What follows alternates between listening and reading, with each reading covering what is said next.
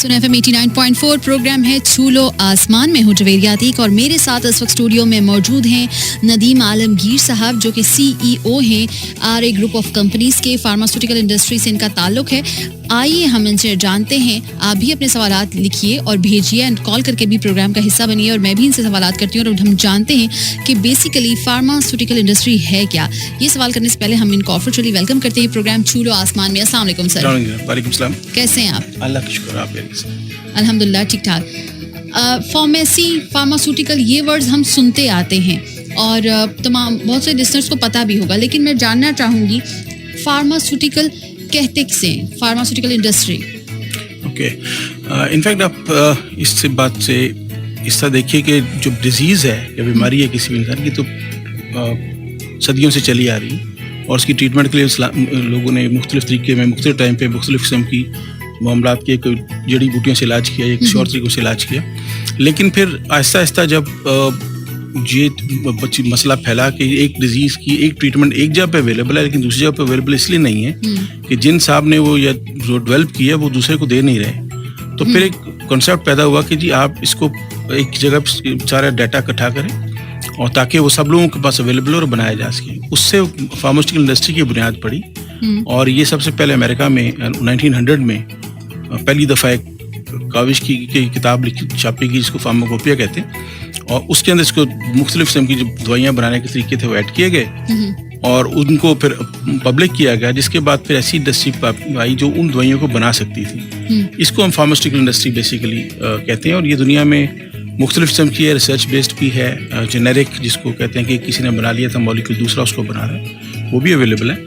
और इसमें जो फार्मेसी की जब बात करें तो फार्मेसी बेसिकली एक शाख है केमिस्ट्री की जो स्पेसिफिकली फार्मास्यूटिकल इंडस्ट्री से इस तरह बिलोंग करती है कि उसमें जो इसके एक्सपर्ट्स हैं वो इन प्रोडक्ट्स को या मेडिसिन को बनाने में भी हेल्प करते हैं या उसके लिए रिसर्च में हेल्प करते हैं। तो ये फार्मेसी बेसिकली सब्जेक्ट है, शाख है और फार्मास्यूटिकल इसलिए कि उससे फार्मास्यूटिकल मेडिसिन बनती है और फार्मेसी भी बाद में ये बात का डेवलपमेंट है और ये नाम जो है और इसी वो फार्मास्यूटिकल इंडस्ट्री ही से रिलेटेड इसको लिया गया है। ठीक, पाकिस्तान में नदीम साहब फार्मास्यूटिकल इंडस्ट्री जो है उसका कुल हुज्म कितना है? पाकिस्तान में इस वक्त जो है ना लाइसेंस्ड मैन्युफैक्चरर है क्योंकि इसके लिए लाइसेंसिंग सही होती है, तकरीबन 630 के करीब है, जिसमें कि तकरीबन 22 मल्टीनेशनल कंपनीज हैं और बाकी तमाम हमारी लोकल इंडस्ट्री है। और ये तमाम तकरीबन इस वक्त जो रजिस्टर्ड प्रोडक्ट हैं पाकिस्तान में तकरीबन वो 1 लाख के करीब हैं मेडिसिन जो हैं और ये इससे मुराद ये है कि वो मॉलिक्यूल हर मेडिसिन मुख्तलिफ है, एक ही मेडिसिन के मुख्तलिफ वेरिएंट्स अवेलेबल होते हैं मुख्तलिफ कंपनियों से, वो अवेलेबल हैं। और इसके बाद ये किस कंपनी इसकी फार्मास्यूटिकल इंडस्ट्री की आप जो फाइनेंशियली साइज़ देखें तो ये तकरीबन 450 बिलियन रुपए के बराबर है या इससे थोड़ा ज़्यादा होगा बिकॉज 2019 के दादोशुमार में बात कर रहा हूँ और ये पाकिस्तान में तकरीबन 3% GDP का कंट्रीब्यूशन इसकी तरफ से आता है। ठीक, पाकिस्तान की मैशियत में इस सेक्टर का फार्मास्यूटिकल इंडस्ट्री का क्या किरदार है? इसमें देखें एक तो हमारे लोकल अवेलेबिलिटी में है उसकी जो बिकॉज जो फार्मास्यूटिकल इंडस्ट्री हाईली रेगुलेटेड है और इसके अंदर टैक्सेस हर स्टेज पे टैक्सेस दिए जाते हैं, वो कंट्रीब्यूशन एक डायरेक्ट कंट्रीब्यूशन है। इसके अलावा एक्सपोर्ट में भी फार्मास्यूटिकल इंडस्ट्री काम करी, कोई $200 मिलियन की एक्सपोर्ट है इसकी, जिसकी वजह से पाकिस्तान के अदरवाइज भी फॉरेन एक्सचेंज के लिए भी कंट्रीब्यूशन इसको मिलती है पाकिस्तान गवर्नमेंट के लिए चक्कर में।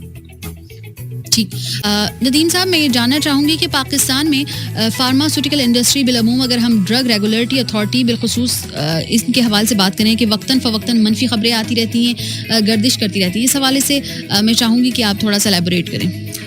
देखिए प्रॉब्लम ये है कि फार्मास्यूटिकल इंडस्ट्री को पाकिस्तान के अंदर आम वाम जनरली नहीं जानते और बहुत से वैसे इंटरेस्ट हैं जो क्योंकि ड्रग रेगुलेटरी अथॉरिटी और रेगुलेटिंग बॉडी है और वो इंडस्ट्री ही को डायरेक्टली रेगुलेट कर रही है उसके तमाम पैरामीटर्स को, इसलिए उसके ऊपर जो बेस्ट इंटरेस्ट हैं वो समटाइम्स अपने हैंड्स बीट करने के लिए मीडिया में खबरें देते रहते हैं और मीडिया अनफॉर्चुनेटली चूँकि वो भी इसी पाकिस्तानी अवाम का हिस्सा है वो उसमें मेजॉरिटी इस चीज़ को नहीं जानती, फार्मास्यूटिकल इंडस्ट्री को नहीं जानती। फार्मास्यूटिकल इंडस्ट्री आप ले लीजिए कि किसी भी और इंडस्ट्री के मुकाबले में ज़्यादा रेगुलेटेड इंडस्ट्री है, तो एक्सट्रीमली रेगुलेटेड है और उसमें जो जो इम्पोर्टेंट चीज़ है वो ह्यूमन लाइफ है। फार्मास्यूटिकल इंडस्ट्री ह्यूमन लाइफ के लिए काम कर रही है, ह्यूमन लाइफ बचाने के लिए काम कर रही है। और ड्रग रेगुलेटरी अथॉरिटीज़ को बड़ा स्ट्रिक्टली और बड़ा जेलसली गार्ड करती है इस एस्पेक्ट को कि जो दवाइयाँ पाकिस्तान में बने उनका म्यार ऐसा हो कि पाकिस्तान के अंदर इंडस्ट्री जो पेशेंट है उसको नुकसान ना हो, किसी किस्म का उसको फ़ायदा पहुँचे। अब इसमें अगर कोई देर केसेस हैं, मैं इस वक्त डायरेक्टली तो उनका नाम नहीं लूँगा, लेकिन कुछ ऐसे केसेस भी हुए जिसमें कि कंपनियों ने जाली अद्वियात बनाई और वो पकड़े गए। फिर उन्होंने अपने इन्फ्लुएंस को इस्तेमाल करके रेगुलेटरी अथॉरिटी के खिलाफ एक कंपेन शुरू की कि हमें इन्होंने रोका इस तरह। हालांकि जो रेगुलेटरी अथॉरिटी उस वक्त ठीक थी, उन्होंने उनको रोका इसलिए था कि वो ना सिर्फ जाली अद्वियात बना रहे थे बल्कि अद्वियात का स्टैंडर्ड भी ठीक नहीं था। और उसके लिए फिर केसेस हुए, बिकॉज जो ड्रग लॉ है पाकिस्तान का वो क्रिमिनल लॉ है।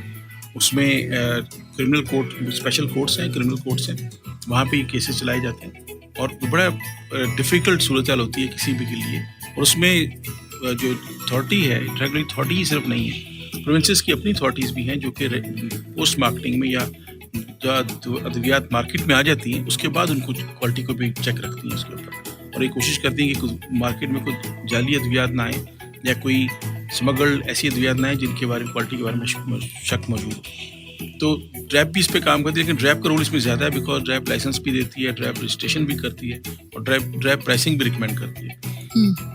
इसका पिवोटल रोल है पाकिस्तान की इसमें फार्मास्यूटिकल इंडस्ट्री के लिए।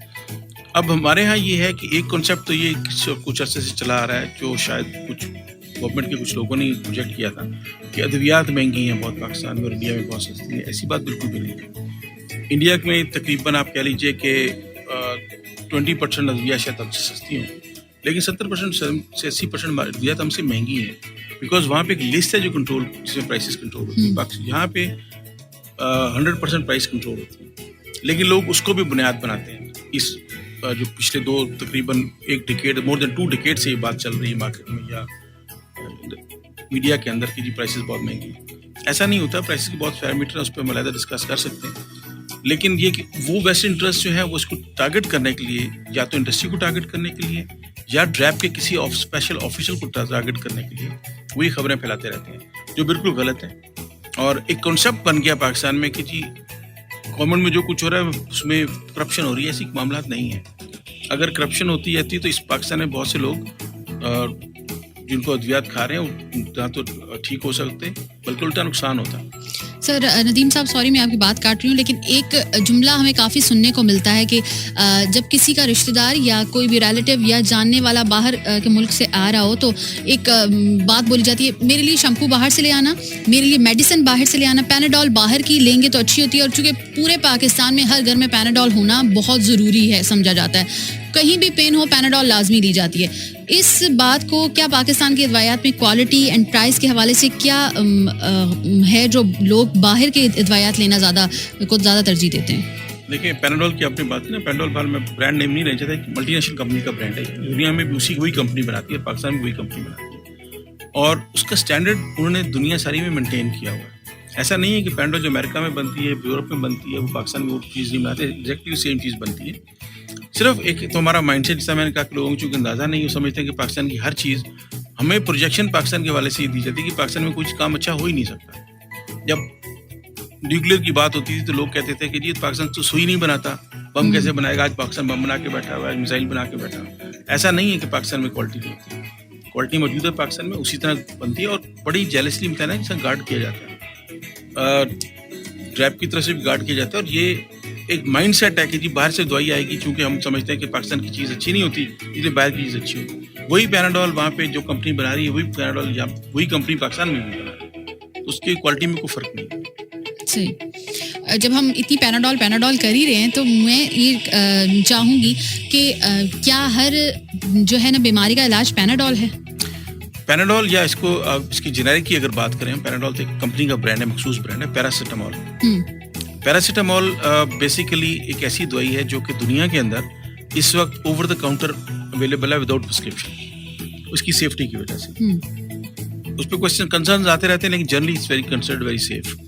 और इसके अंदर जो सर दर्द बुखार के लिए स्पेशली ये रिकमेंड की जाती है और घर के अंदर एक हाउस होल्ड रेमेडी के तौर पर इस्तेमाल होती है और सेफ होने की वजह से इस्तेमाल किया जाता है। बहरहाल इसमें कुछ प्रिकॉशंस हैं कि जिस लाइक पेट की खराबी हो तो इस्तेमाल ना करें इसका, उसमें उसका और प्रॉब्लम क्रिएट करे, या अगर परसिस्टेंट रहे वो प्रॉब्लम, लाइक खुदा ना खास्ता किसी को कोविड हो गया और नहीं ठीक हो रहा 2 दिन बाद 3 दिन के बाद, तो आप फिर डॉक्टर से रजू करें बजाय इसके कि पैरास्टामोल को कंटिन्यू। तो ये थोड़ी सी प्रिकॉशंस है, लेकिन इमीडिएट जरूरत के लिए पैरास्टामोल अच्छी दवाई है, इसको इस्तेमाल किया जा सकता है। फर्स्ट कॉलर, अस्सलाम वालेकुम।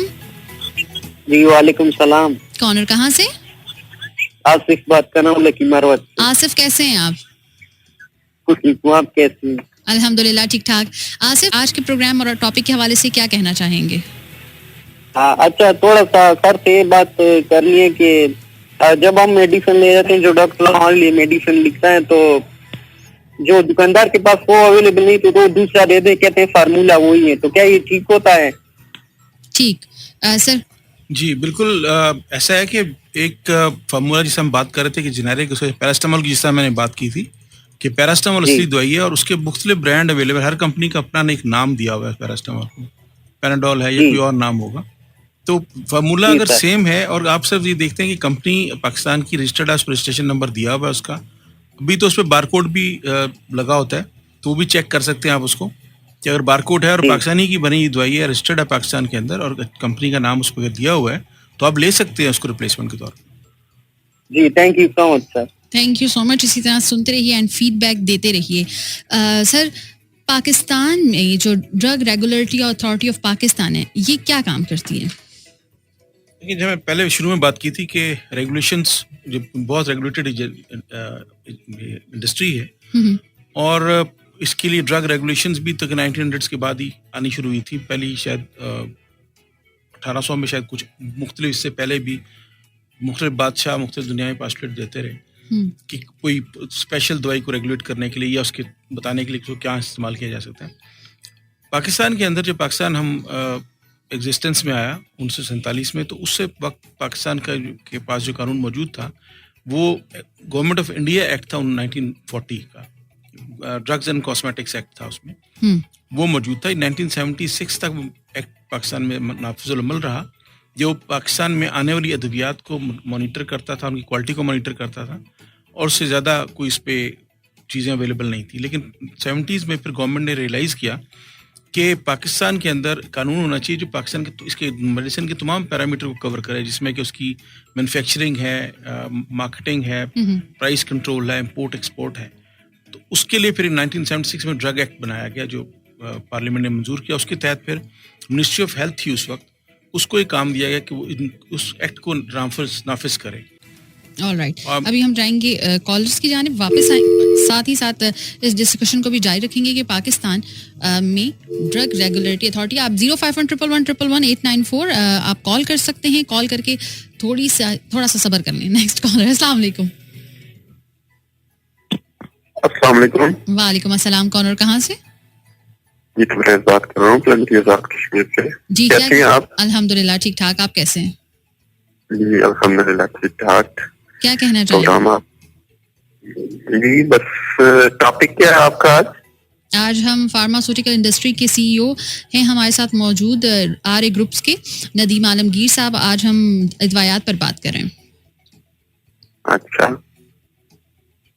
चलें, आपने कॉल कर दी एंड कोई प्रोग्राम के हवाले से बात नहीं की, तब भी आपने ये तो बता दिया कि आप कहाँ से बात करें। अस्सलाम वालेकुम। जी वालेकुम अस्सलाम। कौन और कहाँ से? मैं वकास गुजर बात कर रहा हूँ गुजरात से। क्या कहना चाहेंगे? जी बस मैं तो ये कहना चाहता हूँ कि बड़ा जबरदस्त लग रहा है। मैं फर्स्ट टाइम किसी ऐसे प्रोग्राम को सुन रहा हूँ जिसने मुझे मजबूर किया कि आपको कॉल कर लो।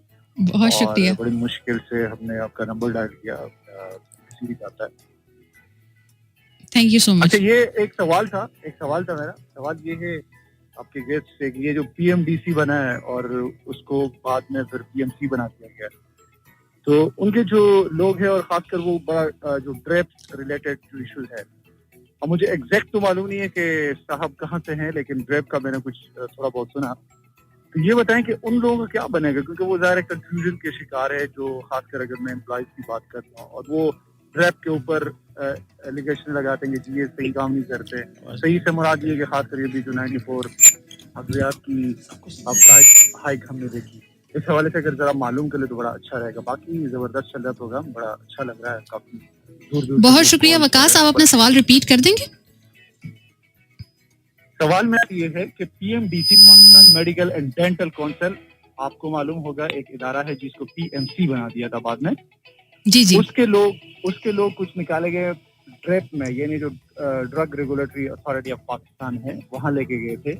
उनके ऊपर ये इल्जाम है कि जो 94 अभी अद्वियात की प्राइसेस जो है कीमतों में इजाफा हमने देखा, तो ये बताया जा रहा है कि चूंकि वो लोग जो है जो ड्रेप में लाए गए हैं वो उनको कुछ मालूम ही नहीं था, जिसकी वजह से मुख्तलिफ मिनिस्ट्री से लाया गया था उनको, तो जिसकी वजह से ये मसला बना।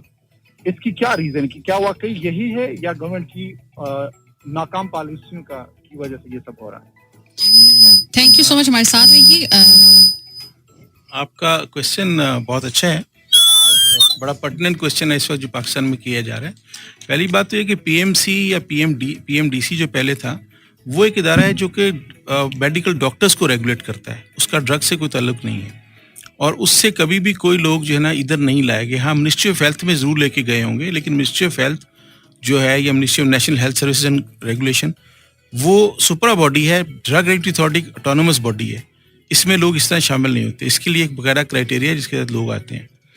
तो ये बात तो पहली बात तो ये हुई कि ये ऐसे कोई नहीं हुआ कि लोग पीएमसी से या पीएमडीसी से ही ला के इधर भर्ती किए गए हों।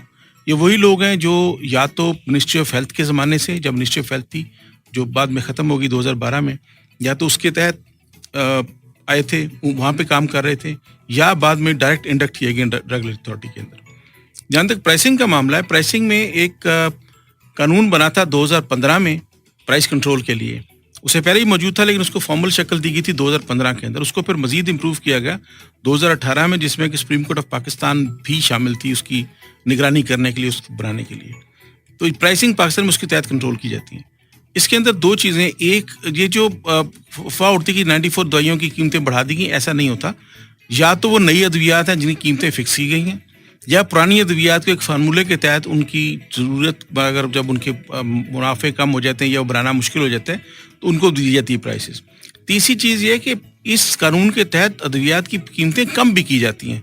तो जो एसआरओ निकलता है उसमें ये नहीं लिखा होता कि किसकी कीमत कम की है, किसकी बढ़ाई है, किसकी फिक्स किया है। तो इसको एक पॉलिटिकल गिमिक बना लिया गया है, या कुछ वेस्टर्न इंटरेस्ट को इस्तेमाल करते हैं और वो ही कहते हैं कि जी प्राइसेस बढ़ गई। ऐसा नहीं हो रहा, प्राइसेस कम भी हो रही हैं और बहुत सी कीमतें कम हो रही हैं, बहुत सी अद्वैत की कीमतें कम की गई हैं जो पुरानी अवेलेबल थी।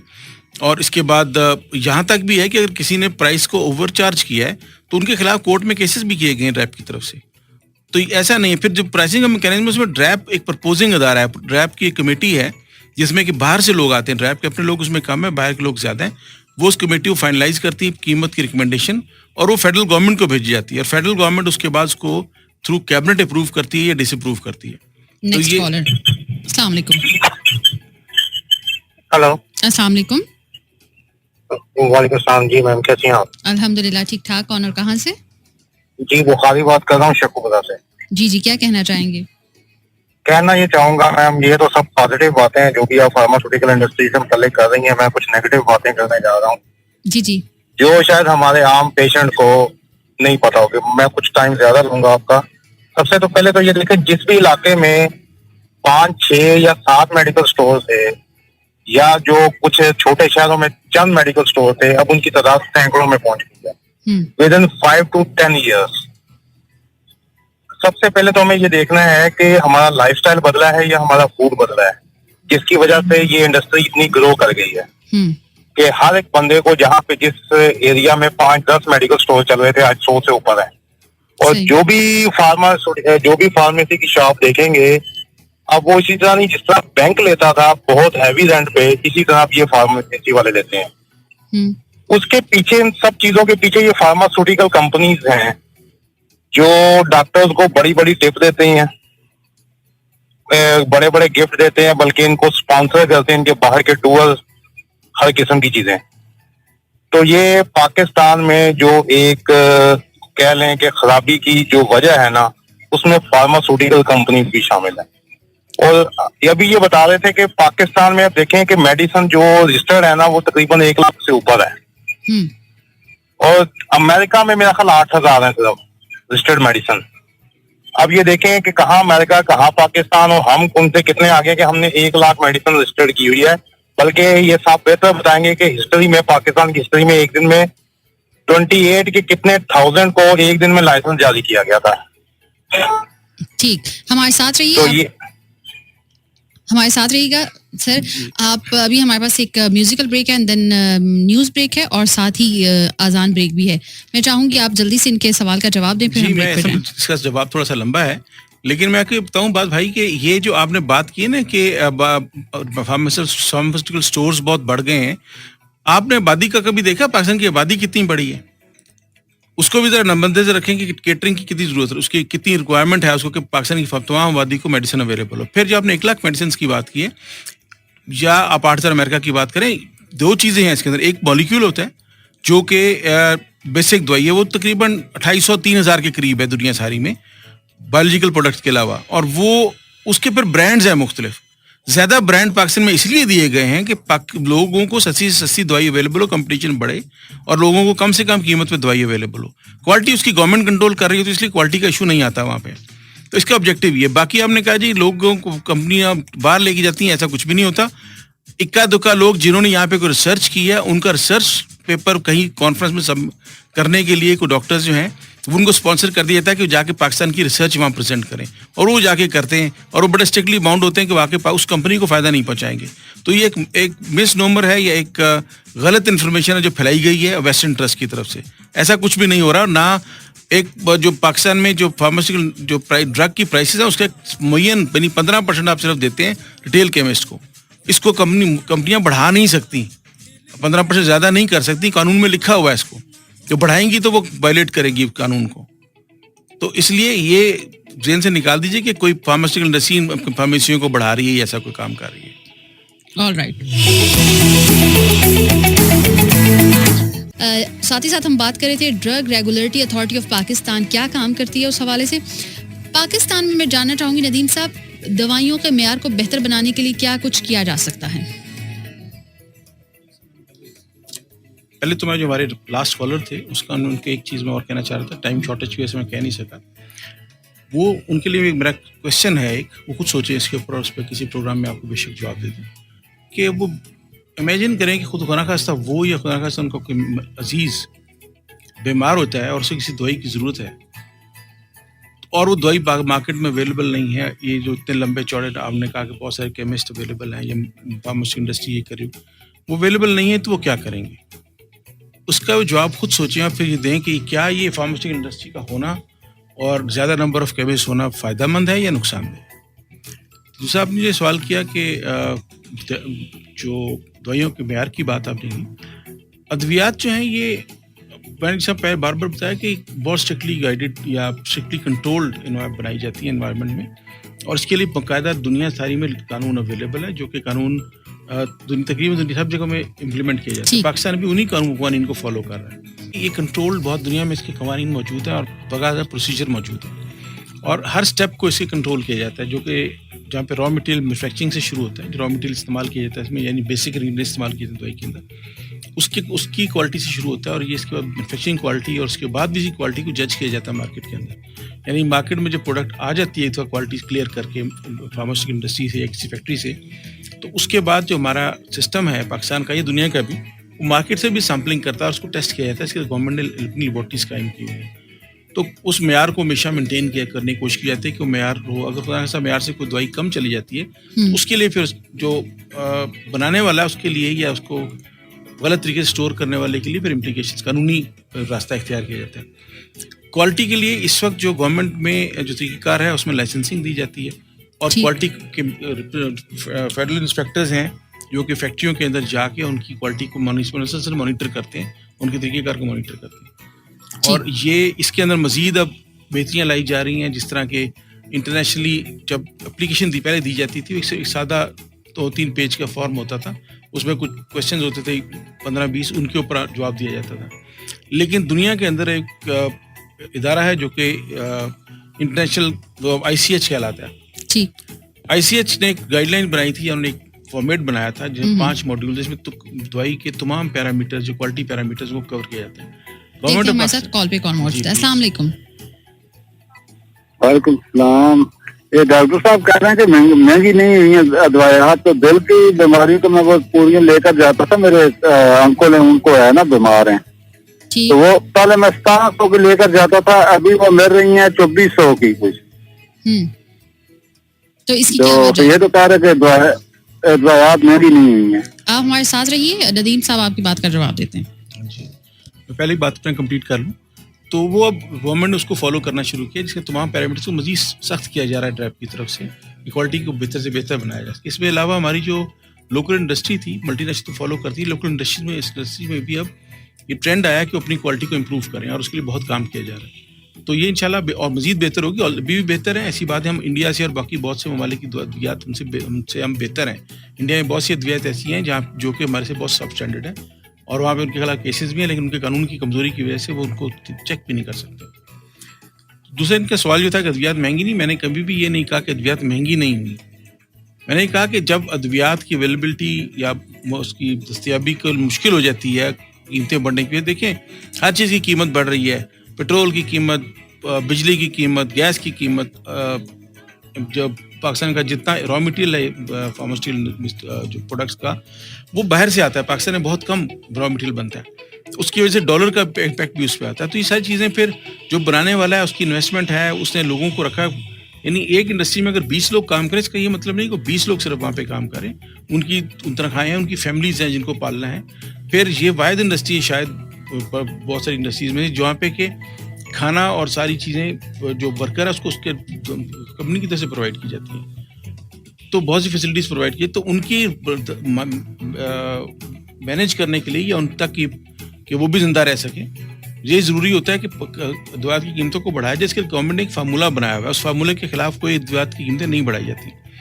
तो इस वजह से अद्वियात की कीमतें बढ़ती भी हैं, लेकिन मैंने साथ साथ बताया कि अद्वियात की कीमतें कम भी की जा रही हैं। ऐसी बहुत सी अद्वियात हैं जो इसी आपने ब्लड प्रेशर की बताया या डायबिटीज़ की हैं या एंटीबायोटिक्स हैं, इनमें बहुत सी अद्वियात हैं, कीमतें गवर्नमेंट ने कम कर दी हैं, और 10% हर महीने कम करके, तो हर साल कम करके, और तकरीबन 3 सालों में 30% अद्वियात की कीमतें कम कर दी जाएंगी।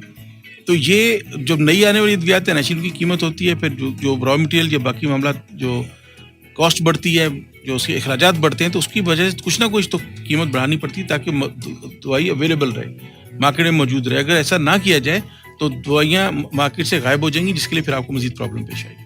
तो पहले हम बात कर रहे थे जितनी भी ड्रग रेगुलेटरी पाकिस्तान में जो दवाइयात हैं उनका मेयार जो है बेहतर बनाने के हवाले से, ये जो लाइफ सेविंग ड्रग्स हैं क्या पाकिस्तान में भी बनाए जाते हैं? अगर आप लाइफ सेविंग एक बहुत बड़ी टर्म है, बहुत सी अद्वियात हैं जो लाइफ सेविंग है। अगर आप ड्रैप की वेबसाइट पर जाएं या WHO को देखें तो एक नेशनल एसेंशियल मेडिसिन लिस्ट है उनके पास, हमारी ड्रैप की वेबसाइट पे भी मौजूद है। उसमें से जो मेजॉरिटी अद्वियात हैं, तकरीबन 90+% जो है वो पाकिस्तान में भी बनती हैं। कुछ ऐसी हैं जो बड़ी स्पेशलाइज नेचर की हैं, वो इम्पोर्ट करनी पड़ती है, लेकिन उनकी तादाद बहुत कम है। तो ऐसी अद्वियात बन रही है पाकिस्तान में, और हमारी इंडस्ट्री बहुत अच्छी क्वालिटी की अद्वियात बना रही है, जो कि उस लिस्ट के अंदर भी शामिल है। ठीक, जो जितने भी लाइफ सेविंग ड्रग्स हैं वो इस वक्त पाकिस्तान में कहाँ यूज हो रहे हैं, और अगर वो खत्म हो जाते हैं, अगर डॉक्टर के मशवरे के मुताबिक अगर वो चाहिए और वो खत्म हो रहे हैं, तो फिर इसका क्या सोल्यूशन है? देखिए, इसमें सबसे इम्पोर्टेंट बात तो ये कि जो हमारा कानून है पाकिस्तान का, वो ये इंश्योर करता है कि कोई मेडिसिन जो है वो शॉर्ट ना हो मार्केट में, उसकी कमी ना आए, और उसके लिए वो जो मैन्युफैक्चरर है उसको बुरे तरीके से बाउंड करता है। और यही वजह कि एक से ज़्यादा नंबर की जो ब्रांड दिए गए, एक से ज़्यादा ब्रांड्स दिए गए, ताकि अद्वियात फ्रीली अवेलेबल हो। अगर खुदा न खास्ता कभी ऐसा होता है कोई ऐसी अद्वियात है जो नहीं होती, तो उसकी वजह है हो सकती है, बड़ी सब एसेंशियल मेडिसिन हैं जो या शॉर्ट सप्लाई में या उनकी कीमतें पाकिस्तान में इतनी कम है कि वो स्मगल हो जाती हैं और आवाम को नहीं मिलती।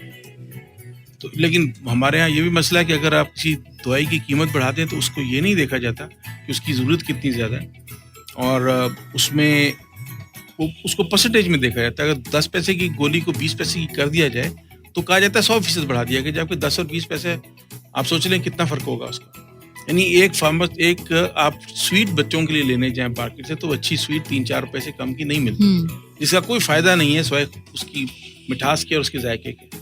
लेकिन हमारी डिमांड या हमारे प्रोजेक्शन मीडिया की तरफ से होती है कि जी दवाई सस्ती भी हो, 1 रुपये से कम की भी और काम भी करती हो। ये नामुमकिन चीज़ है, ये हो नहीं सकता, बिकॉज उसके अंदर बहुत से पैरामीटर्स, वहाँ कोई पैरामीटर नहीं, यहाँ बहुत से पैरामीटर्स अवेलेबल है जो क्वालिटी मेंटेन करने के लिए बहुत जरूरी है। ऑलराइट, 0511111189 अस्सलाम वालेकुम। वालेकुम अस्सलाम, कौन और कहाँ से? मैं मजहर बोल रहा हूँ इस्लामाबाद से। जी मजहर, क्या कहना चाहेंगे? मैं ये पूछा था, इनसे पता करें ड्रग रेगुलेटरी अथॉरिटी वालों से कि फ्लू वैक्सीन और मेनिंगोकोकल वैक्सीन जो इस सीजन में मैक्सिमम जरूरत है वो अवेलेबल कहीं पे भी नहीं है, सिवाय आहा खान वाले चाइना से इंपोर्ट करके फ्लू वैक्सीन लगा रहे हैं हर उसको। तो उसके लिए पता करें कहाँ से अवेलेबल हो सकती है और किस वक्त तक अवेलेबल होगी, क्योंकि ये सीजन तो अब जोरों पे है ना। सही, बिल्कुल सही। ऐसा एक पे क्लियर कर दूं अपने सामीन के लिए कि मेरा ड्रग रेगुलेटरी अथॉरिटी से कोई ताल्लुक नहीं है, क्योंकि मैं 35 साल से फार्मा इंडस्ट्री के साथ काम कर रहा हूँ और मैंने गवर्नमेंट के साथ भी काम किया, तो मुझे जरा मेरा नॉलेज बेहतर है आम लोगों के मुकाबले में। जहाँ तक फ्लू वैक्सीन का ताल्लुक है, फ्लू वैक्सीन इस वक्त जो कुछ कंपनियां बनाती थी उन्होंने दुनिया में बनानी इस वक्त बंद कर दी हैं या वो अपनी वैक्सीन को चेंज कर रहे हैं, जिसकी वजह से पाकिस्तान में उनका आना बंद हो गया है। चाइनीज़ वैक्सीन हैं और गवर्नमेंट पूरी कोशिश करती है कि वो जो भी अद्वियात हैं उनको रजिस्टर करे। गवर्नमेंट का कानून ये भी कोशिश उसमें है कि अगर कोई दवाई की ज़रूरत है तो वो किसी को फोर्सफुली भी कह सकती है कि उसको रजिस्टर करें और मंगवाएं। तो इस वक्त जो शॉर्टेज है, नेचुरली इस वक्त डिमांड ज़्यादा है और जो चंद एक कंपनियाँ जिनकी इंपोर्ट हो रही है मेडिसिन, पाकिस्तान में नहीं बनती वैक्सीन, तो उसकी वजह से कुछ शॉर्टेज हुआ और कुछ बड़ी जो सप्लाई कंपनियाँ जो सप्लाई कर रही थी मल्टीनेशनल कंपनीज, उनकी इस वक्त वैक्सीन पाकिस्तान में अवेलेबल नहीं है। तो एक प्रॉब्लम इस वक्त है। बहरहाल इसको हम इसी प्रोग्राम के थ्रू मिनिस्ट्री ऑफ हेल्थ और ड्रग रेगुलेटरी अथॉरिटी से रिक्वेस्ट कर सकते हैं कि इसके लिए मजीद देखें कि वो किस तरीके से उसकी अवेलेबिलिटी को इंश्योर कर सकते हैं। 0511111894 नेक्स्ट कॉलर। अस्सलाम वालेकुम। वालेकुम सलाम। कौन और कहाँ से? वाकई से मोहम्मद सईद बोल रहा हूँ। जी, क्या कहना चाहेंगे? वो डॉक्टर साहब से मेरा सवाल ये था कि ये 10 पैसे और 20 पैसे वाली दवाई का नाम बता दे। भाई ये मिसाल थी कि 10 पैसे और 20 पैसे की एक मिसाल थी। 10 पैसे तो आपका टेंडर ही आपके पास अवेलेबल नहीं है। आपके पास 25 पैसे और 50 पैसे का भी सिक्का अवेलेबल नहीं है। आपका जो कम से कम सिक्का इस वक्त अवेलेबल है वो 1 रुपए का है।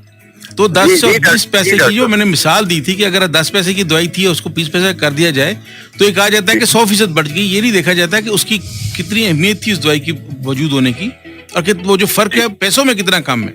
तो ये जो प्रोजेक्ट करने, एक्टिवली प्रोजेक्ट करने का एक तरीका बनाया हुआ है लोगों ने कि वो परसेंटेजेस काउंट करते हैं कि जी इतनी % बढ़ गई, लेकिन वो इतने % बढ़ा दिया गया, 100% बढ़ा दिया, 200% बढ़ा दिया। मतलब दवाई थी वो 400 रुपए की हो गई है। जी कौन सी? कोई दवाई अगर 200 की हो गई है तो वो 400 की हो गई है ना? नहीं ऐसे इतना नहीं हो, वो मैं इतनी बड़ी पे नहीं जाती बात। जब 200 की, इसमें जो मैक्सिमम है ना वो शायद इसका कानून में 8% बढ़ाई जा सकती है, वो भी गवर्नमेंट की मर्जी के साथ, अप्रूवल के साथ, और उसके लिए बहुत डाटा देना पड़ता है जो डिमांड करने वाले को। नहीं होती वो।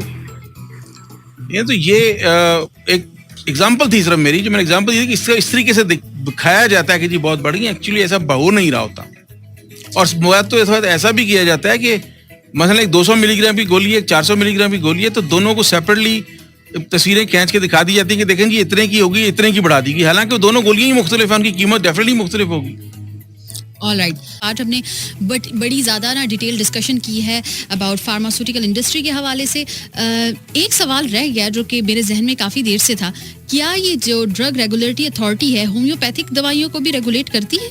जी हाँ, ड्रग रेगुलेटरी अथॉरिटी जब 2012 में बनी उसके बाद जो कानून में जो तब्दीलियाँ मेडिसिन के अलावा इसमें होम्योपैथिक, तिब्बी अद्वियात और इसके अलावा मेडिकल डिवाइसेस सबको रेगुलेट किया जा रहा है, जो कि दुनिया में भी प्रोसीजर है।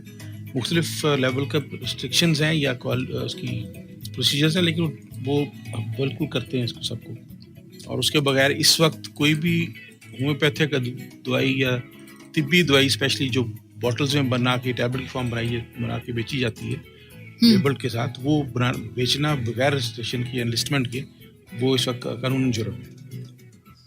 ऑलराइट सर, मैं चाहूँगी तमाम सुनने वालों को, इस वक्त आपको पूरा पाकिस्तान सुन रहा है, ये पाकिस्तान का सबसे बड़ा रेडियो नेटवर्क है, आप क्या मैसेज देना चाहेंगे? फार्मास्यूटिकल इंडस्ट्री के हवाले से मैं जो मेरा मैसेज होगा, देखिए बीमारी तमाम लोगों को, हम सब किसी न किसी वक्त किसी न किसी स्टेज पे बीमार होते हैं या हमारा मेटाबॉलिक प्रॉब्लम होता है।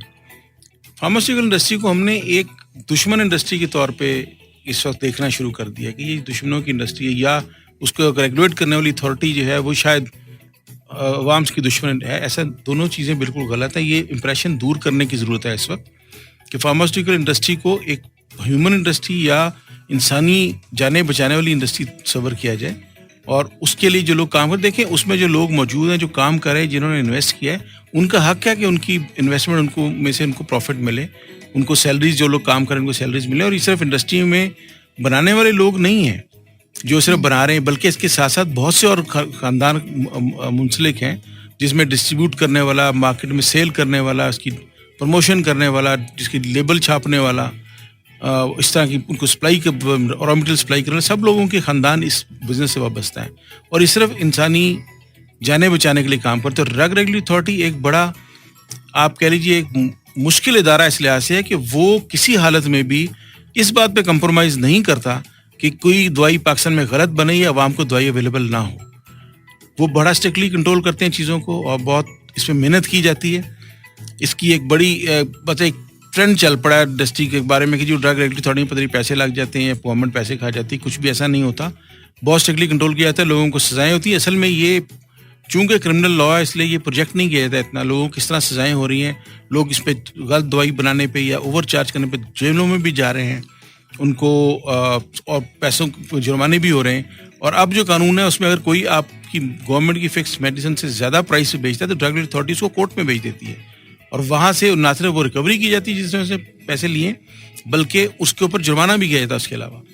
तो ये चीज़ें आप दुनिया में, पाकिस्तान के अवाम को, तमाम को, और जर्नलिस्टिज्म को, स्पेशली जर्नलिस्ट हजरात को ये चाहूँगा कि वो लोग इस पे बड़ा हमदर्दी से गौर करें कि इंडस्ट्री को दुश्मन के तौर पे और ड्रैप को उनके हमायती के तौर पे प्रोजेक्ट नहीं किया जाए, बल्कि हकीकत ये है कि दोनों एक दूसरे से, बल्कि इंडस्ट्री ड्रैप से बहुत खाइफ है कि ड्रैप उन पे बहुत सख्ती करती है क्वालिटी बेहतर कराने के लिए और रजिस्ट्रेशन के हवाले से। तो ये मेरा पैगाम है कि इस हवाले से आप सब लोग ये सोचें कि ये एक ऐसी इंडस्ट्री है जो लोगों को, ना सिर्फ इसमें बड़े हाईली क्वालिफाइड लोग काम करते हैं जो बड़े पढ़े लिखे हैं, फार्मासिस्ट हैं, केमिस्ट लोग हैं, केमिस्ट हैं, MBAs हैं, बड़ी हाईली क्वालिफाइड लोग हैं। फिर उसके बाद वो लेबर है जिसके पास और कोई जॉब नहीं है लेकिन वो एक परमानेंट लेबर के तौर पर काम करती है। और इसी तरह डिस्ट्रीब्यूटर्स हैं जिनके अपने सिस्टम्स हैं, एक पूरी इकोनॉमी का एक पहिया चल रहा है इससे। तो इनको सपोर्ट किया जाए, ना सिर्फ इनके अगर कोई मिसकंसेप्शंस हैं तो वो इंडस्ट्री से बेशक ड्रैप से डायरेक्टली, अब तो वो ड्रैप वाले एक खुली कचहरी भी करते हैं इंटरनेट के ऊपर, उनसे डायरेक्ट भी सवाल किए जा सकते हैं और बड़ा खुल के इस पर जवाब देते हैं। ये मेरा मैसेज है इस वक्त अवाम के लिए और अपने दोस्त जो जर्नलिस्ट हैं उनके लिए। Thank you so much sir, आपने अपने इतने बिजी स्केड्यूल में से वक्त निकाला और छूलो आसमान को टाइम दिया। आप तमाम सुनने वालों का बहुत बहुत शुक्रिया, और जिन लोगों ने फीडबैक दिया, जिन लोगों ने सवालात किए। This is me Javeria signing off. Allah नेगेबान।